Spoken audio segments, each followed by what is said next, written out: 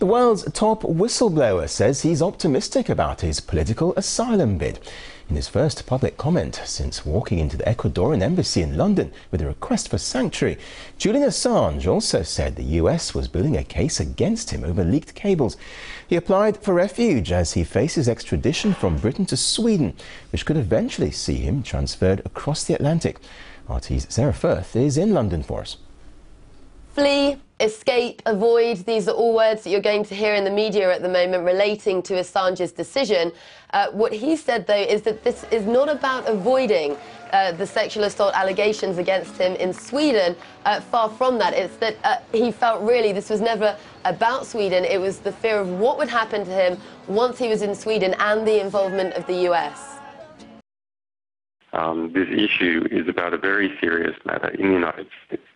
And an announcement was made by the Swedes, the Swedish government, that I would be detained without charge in Sweden immediately on extradition. They tried to cancel the 14 days that I had here to apply to appeal the matter at the European Court of Human Rights.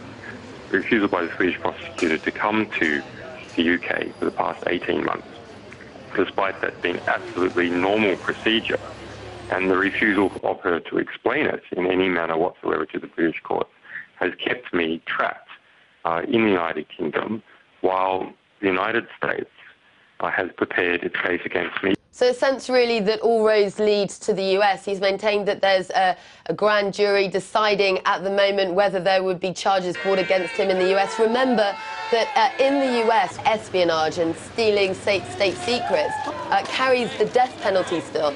Remember, WikiLeaks released a huge amount of information, and the US diplomatic cables that were released in 2010 were a huge embarrassment to the US government. So, I mean, there is no mistaking the fact that Julian Assange is a man who certainly, from his actions and from what he said, is very fearful of what would happen to him in the US, and fearful for his life, in fact. They now have a 48,135-page FBI file. There's official statements made in court in the prosecution of Bradley Manning. The next statement, which is on Monday, saying that founders and managers of WikiLeaks are among the subjects of the grand jury proceedings, which have now been going since 2010. There are subpoenas everywhere. There are witnesses who have come out on public record about how they've been dragged into the grand jury. We have received subpoenas. The subpoenas mention my names. 2 people have been detained at the US airport, interrogated by the FBI.